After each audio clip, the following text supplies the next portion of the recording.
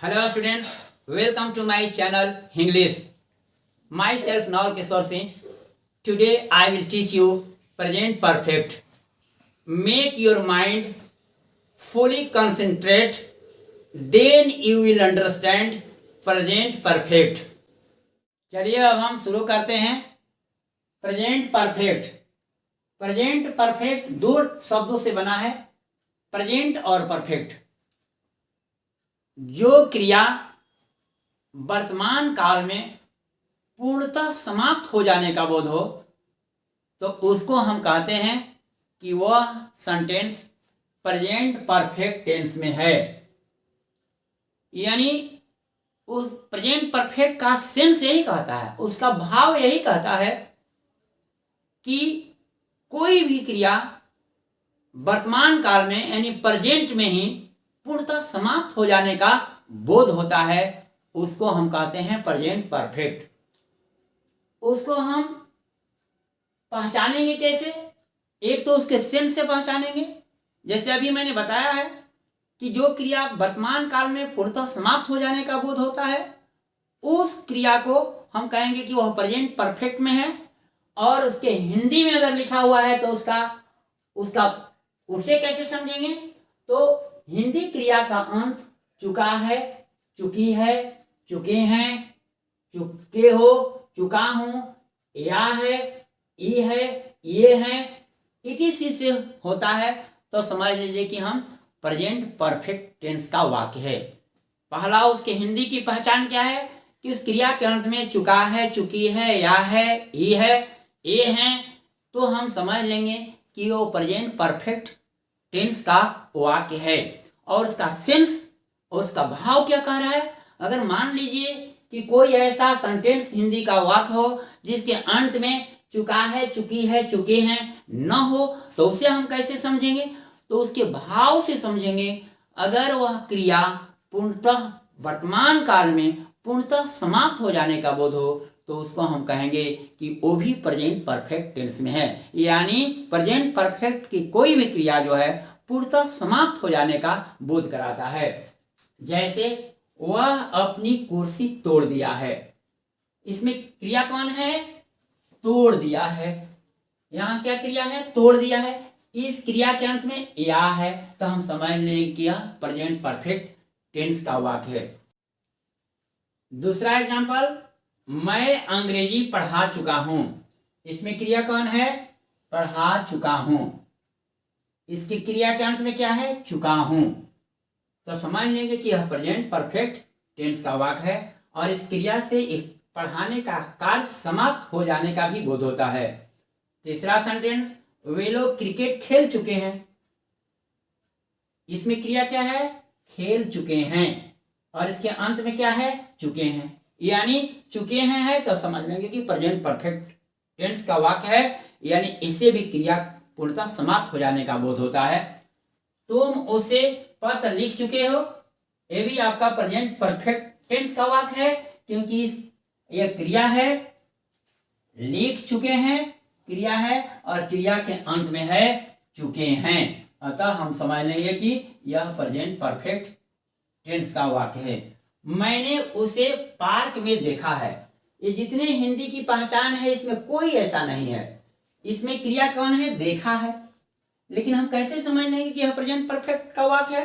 क्योंकि मैंने देखने का कार्य समाप्त कर दिया, यानी मैंने उसे पार्क में देखा है। देखने की क्रिया पूर्णतः समाप्त हो जाने का बोध होता है, अतः उसमें या है, चुका है, चुकी है नहीं होने के बावजूद भी अगर क्रिया से यह सेंस लगे कि वह समाप्त हो चुका है यानी क्रिया समाप्त हो जाने का बोध कराता है, तब हम समझ लेंगे कि वह प्रेजेंट परफेक्ट है। अतः यह भी प्रेजेंट परफेक्ट का वाक्य है। मैंने उसे पार्क में देखा है, यह भी प्रेजेंट परफेक्ट टेंस का वाक्य है क्योंकि इस क्रिया से ऐसा पता चलता है कि यह क्रिया जो है पूर्णतः वर्तमान काल में समाप्त हो जाने का बोध होता है, यानी देखने की क्रिया समाप्त हो चुकी है, अतः यह भी प्रेजेंट परफेक्ट टेंस का वाक्य है। अब हम कैसे बनाएंगे? सबसे पहले स्ट्रक्चर देखते हैं।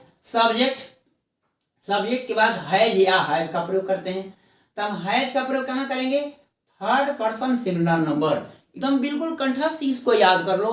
थर्ड पर्सन सिंगुलर नंबर के सब्जेक्ट में कौन कौन आता है? ही, सी, इट और सिंगुलर नाउन। इसके साथ हम हमेशा हैज का प्रयोग करते हैं। कहीं भी किसी भी सेंटेंस के वाक्य में थर्ड पर्सन सिंगुलर नंबर का सब्जेक्ट हो, यानी ही, सी, इट और सिंगुलर नाउन हो, तो उसके साथ हम हैज का प्रयोग करेंगे। जो सब्जेक्ट के बाद आपका हैज और हैव आया है, यहां पर हम क्या करेंगे? ही, सी, इट और सिंगुलर नाउन के साथ हैज का प्रयोग करेंगे, और बाकी सभी नाउन और प्रोनाउन यानी आई, वी, यू, दे और प्लूरल नाउन जब होगा तो उसके साथ हम हैव का प्रयोग करेंगे। यानी सबसे पहले सब्जेक्ट हैज और हैव का, सब्जेक्ट के बाद हैज और हैव का प्रयोग करेंगे, जो आपका यह बताएगा कि कहाँ हम हैज का प्रयोग करते हैं, और यह जो है आई, वी, यू, दे और प्लूरल नाउन के साथ हम हैव का प्रयोग करते हैं, यह बताता है। अब हमको V1, V2, V3, V4, V5 भी लिख दिए हैं। Speak, spoke, spoken, speaking, speaks. तो इसमें रिप्रेजेंट परफेक्ट में केवल V3 का ही हम प्रयोग करेंगे। कौन? ये V3 का ही हम प्रेजेंट परफेक्ट में प्रयोग करेंगे। यानी सब्जेक्ट हैज, सब्जेक्ट के बाद हैज या हैव, और इसके बाद हम क्रिया का तीसरा रूप लिखेंगे, इसके बाद ऑब्जेक्ट लिखेंगे, इसके बाद अदर वर्ड लिखेंगे। अब हम एक एक वाक्य को बनाकर देखते हैं। सबसे पहला है एग्जांपल, वह अपनी कुर्सी तोड़ दिया है। वह अपनी कुर्सी तोड़ दिया है। सब्जेक्ट तो आपको पिछली वीडियो में बता दिया हूं बहुत अच्छी तरह से कि कैसे हम पहचानेंगे। तो क्रिया के साथ कौन जोड़ेंगे? कौन तोड़ दिया है? तो वह यहाँ क्या हुआ? सब्जेक्ट हुआ। वह क्या हुआ? सब्जेक्ट, यानी ही। अब ही के साथ हम क्या लगाएंगे? हैज लगाएंगे, क्योंकि ही, सी, इट और सिंगुलर नाउन के साथ हैज का प्रयोग किया जाता है, अतः हैज लगा देंगे, हैज लगा देंगे। अब क्या है? तोड़ दिया है। तोड़ने का अंग्रेजी क्या होता है? ब्रेक। ब्रेक का तीसरा रूप क्या होता है? ब्रोकन। हमने लिख दिया है ब्रोकन। ब्रेक का तीसरा रूप क्या होता है? ब्रोकन। इसके बाद तोड़ दिया है। क्या तोड़ दिया है? अपनी कुर्सी। यहाँ अपनी कुर्सी जो है ऑब्जेक्ट का काम कर रहा है, यानी हम थर्ड वर्ब के तीसरा रूप के बाद हम ऑब्जेक्ट का प्रयोग करेंगे, यानी अपनी कुर्सी, हीज चेयर। आपको पिछली वीडियो में बता दिया हूं कि जब किसी भी हिंदी वाक्य में अपनी हो तो सब्जेक्ट का पॉजेसिव केस लिख देते हैं, और तब हम उस नाउन को लिखते हैं। यानी सब्जेक्ट ही है, ही का पॉजेसिव केस क्या हुआ? हीज, और हीज के बाद हम चेयर लिखेंगे, यानी हीज चेयर। आपका ऑब्जेक्ट हो गया he has broken his chair. दूसरा एग्जांपल, मैं अंग्रेजी पढ़ा चुका हूं। इसमें क्रिया क्या है? पढ़ा चुका हूं। कौन पढ़ा चुका हूं? तो मैं क्या हो गया? यहाँ पर सब्जेक्ट हुआ। तो मैं की इंग्लिश क्या लिखेंगे? आई। आई के साथ का प्रयोग होगा हैव, क्योंकि यह बताता है मेरा नियम हुआ कि आई, वी, यू, दे और प्लूरल नाउन के साथ हैव का प्रयोग करते हैं, अतः हम आई के साथ हैव का प्रयोग करेंगे। आई के साथ क्या करेंगे? प्रयोग हैव का प्रयोग करेंगे। आई के साथ हम हैव का प्रयोग करेंगे। आई हैव, और पढ़ना का अंग्रेजी क्या होता है? टीच। टीच का तीसरा रूप क्या होता है? टॉट होता है। यहाँ दूसरा रूप भी टॉट है और तीसरा रूप टॉट है, लेकिन बिना एक्सुलेटरी वर्ब यानी हैज, हैव के बिना हम तीसरा रूप का प्रयोग नहीं करते हैं, अतः यह थर्ड, यही जो है टॉट तीसरा रूप है, टॉट। टॉट। इसके बाद क्या लिखेंगे? क्या पढ़ा चुका है? तो अंग्रेजी। इंग्लिश क्या है? ऑब्जेक्ट है, तो इंग्लिश हमने लिख दिया। कैपिटल लेटर से इंग्लिश लिखेंगे, क्योंकि इंग्लिश एक लैंग्वेज का नाम है, और हमेशा लैंग्वेज का नाम हो या कोई भी प्रॉपर नाउन हो उसको हम कैपिटल से ही लिखते हैं, चाहे वो सेंटेंस के शुरू में हो या सेंटेंस के अंदर हो। अब तीसरा सेंटेंस है, वे लोग क्रिकेट खेल चुके हैं। तो वे लोग की इंग्लिश क्या होता है? दे। दे के साथ क्या लगाते हैं? हैव का प्रयोग करते हैं, क्योंकि आई, वी, यू, दे और प्लूरल नाउन के साथ हम हैव का प्रयोग करते हैं, यानी दे के साथ हम हैव का प्रयोग करेंगे, यानी दे के साथ क्या होगा? हैव। और खेल चुका है, खेल चुके हैं, तो खेलना का अंग्रेजी क्या होता है? प्ले। प्ले का तीसरा रूप क्या होगा? प्लेड होगा। तो यहां हम प्लेड लिख दिए। क्या खेल चुका है? तो क्रिकेट। ऑब्जेक्ट के रूप में आपका क्रिकेट हो गया। सब्जेक्ट के रूप में क्या हुआ दे, और इस दे के साथ लगाए हैं हम हैव, हैव के बाद V3 यानी खेलना का तीसरा रूप प्लेड, इसके बाद ऑब्जेक्ट लिखेंगे यानी क्रिकेट। क्रिकेट जब भी ये सेंटेंस हो तो आपको फुल स्टॉप का देंगे। हिंदी में पूर्ण विराम का चिन्ह कहा जाता है और हिंदी में फुल स्टॉप कहा जाता है। अदर वर्ड इसमें नहीं है। वे लोग क्रिकेट खेल चुके हैं, दे हैव प्लेड क्रिकेट, इसमें अदर वर्ड नहीं है। अब चौथा सेंटेंस देखेंगे, तुम उसे पत्र लिख चुके हो। इसमें वर्ब कौन है, लिख चुके हो। इसके माध्यम से हम सब्जेक्ट को प्राप्त करेंगे। अगर हम क्रिया के साथ कौन जोड़ते हैं तो सब्जेक्ट मिलता है। कौन लिख चुके हो तो तुम, यहां तुम क्या है, सब्जेक्ट है, यानी इसका इंग्लिश होगा यू, यू,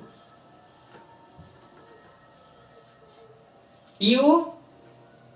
अब इसके बाद क्या लिखेंगे, सब्जेक्ट के बाद हैज और हैव में से, यानी आप जानते हैं कि आई, वी, यू, दे और प्लूरल नाउन के साथ हम हैव का प्रयोग करते हैं, अतः यू के साथ हम हैव का प्रयोग करेंगे। इसके बाद क्या है, तीसरा रूप लिखना का इंग्लिश क्या होता है, राइट। राइट का तीसरा रूप क्या होगा, रिटेन, इसलिए हैव के बाद हम लिखेंगे रिटेन। इसके बाद दो ऑब्जेक्ट है। आप जानते हैं कि क्रिया के साथ व्हाट जोड़ेंगे तो एक ऑब्जेक्ट मिलता है और होम जोड़ेंगे तो एक दूसरा ऑब्जेक्ट मिलता है। तो क्या लिख चुका है, पत्र। किसे लिख चुका है, उसे, यानी होम का अर्थ होता है किसे, यानी होम रिटेन किसे लिख चुका है भाई, तो उसे लिख चुका है। दो ऑब्जेक्ट है, तो दो ऑब्जेक्ट में एक डायरेक्ट ऑब्जेक्ट है और एक इनडायरेक्ट ऑब्जेक्ट है। तो हमें यही कोशिश करना चाहिए कि रिटेन के बाद यानी वर्ब के बाद हमें इनडायरेक्ट ऑब्जेक्ट लिखना चाहिए। जो सजीव के लिए आता है वह इनडायरेक्ट ऑब्जेक्ट होता है, अतः हम लिखेंगे रिटेन हिम। इसके बाद हम डायरेक्ट ऑब्जेक्ट लिखेंगे a written, a letter, sorry a letter. अब सेंटेंस कंप्लीट हुआ। आपको मैंने, अगर आप लोगों को ऑब्जेक्ट में कोई परेशानी हो ऑब्जेक्ट समझने में, तो मैं मेरे चैनल पर आप जाकर देख लीजिएगा, जिसमें मैं ऑब्जेक्ट के काइंड्स बताया हूं बहुत अच्छी तरह से। और जब तक ऑब्जेक्ट आप नहीं पढ़ेंगे तो इसको लिखने में आपको परेशानी जरूर होगी। इसलिए आप लोग मेरे वीडियो में जाकर देख लेंगे कि ऑब्जेक्ट कितने प्रकार के होते हैं, उसका कैसे प्रयोग किया जाता है। तो यहाँ इस डायरेक्ट ऑब्जेक्ट ये और लेटर है, ए लेटर डायरेक्ट ऑब्जेक्ट है, डायरेक्ट ऑब्जेक्ट, और हिम जो है इनडायरेक्ट ऑब्जेक्ट है।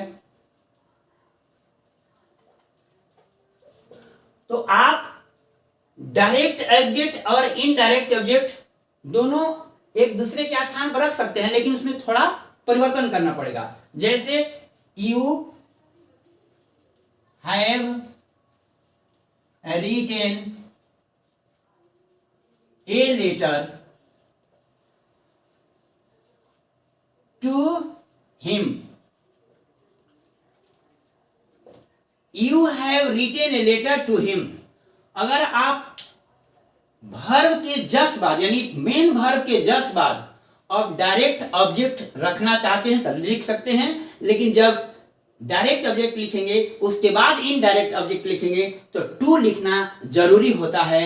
लेकिन ऊपर वाला सेंटेंस में you have written him a letter, हम सबसे रिटेन के बाद सबसे पहले हम लिखे हैं इनडायरेक्ट ऑब्जेक्ट और इसके बाद डायरेक्ट ऑब्जेक्ट लिखे हैं, तब इसके पहले हम टू नहीं लिखेंगे। लेकिन वही जब हम रिटेन के बाद यानी मेन वर्ब के बाद आप डायरेक्ट ऑब्जेक्ट लिखेंगे तो निश्चित रूप से आपको टू लिखना पड़ेगा, तब आप लिखेंगे इनडायरेक्ट ऑब्जेक्ट। पांचवा सेंटेंस देखिए, मैंने उसे पार्क में देखा है, मैंने उसे पार्क में देखा है। इसमें देख रहे हैं कि जो मैं पहचान का नियम बताया है, चुका है, चुकी है, चुके हैं, या है, यह है, क्रिया के अगर मान लीजिए कि अंत में होता है तब हम प्रेजेंट परफेक्ट टेंस समझते हैं, लेकिन इसमें क्रिया के अंत में चुका है, चुकी है नहीं है, तब हम कैसे समझेंगे? उसके सेंस से मैंने दोनों नियम बताया है कि अगर क्रिया के अंत में चुका है, चुकी है, चुके हैं हो, या हो, ई हो, तो हम प्रेजेंट परफेक्ट सेंटेंस का वाक्य समझते हैं। लेकिन अगर मान लीजिए कि इसमें से कोई पहचान न हो, तब हम कैसे समझेंगे? उसके सेंस से। सेंस क्या कहता है कि प्रेजेंट परफेक्ट में कोई भी क्रिया पूर्णतः समाप्त हो जाने का बोध होता है, जिसका अभी भी अनुभव होता है, यानी अभी अभी तुरंत समाप्त हुआ है, ऐसे सेंटेंस को भी हम प्रेजेंट परफेक्ट में बनाते हैं। यानी देखा है, देखा है ये क्रिया है, क्रिया के अंत में चुका है, चुकी है नहीं है, लेकिन मैंने उसे पार्ट में देखा है, देखने की क्रिया समाप्त हो गई है पूर्णतः प्रेजेंट में ही, इसलिए इसको हम बनाएंगे प्रेजेंट परफेक्ट में। तो कैसे बनाएंगे? आई सब्जेक्ट हुआ, आई के साथ आप क्या लिखेंगे? हैव लिखेंगे, क्योंकि आई, वी, यू, दे और पुल्डर नाउन के साथ हैव का प्रयोग करते हैं। हमेशा याद रखिएगा, third person singular number, third person singular number के अंदर आता है ही, सी, इट और सिंगुलर नाउन, और इसके साथ हैज का प्रयोग करते हैं। और बाकी दुनिया के जितने भी सेंटेंस सब्जेक्ट होते हैं, बाकी दुनिया के जितने भी सब्जेक्ट होते हैं, यानी थर्ड पर्सन सिंगुलर नंबर को छोड़कर हम उसके साथ हैव लगाते हैं, यानी आई, वी, यू, दे और पुल्लर नाउन के साथ हमेशा हम हैव लगाते हैं। अतः आई के साथ क्या होगा? हैव। आई के साथ क्या होगा? हैव। हैव के बाद आप क्या लिखेंगे? तीसरा रूप। देखना का अंग्रेजी क्या होता है? सी। सी का तीसरा रूप क्या होता है? सीन। सीन लिख दिया। आई हैव सीन, उसे, उसे यानी हिम ऑब्जेक्ट है, किसे देखा? उसे देखा। आई हैव सीन हिम, मैंने उसे देखा। कहां देखा? पार्क में। तो इन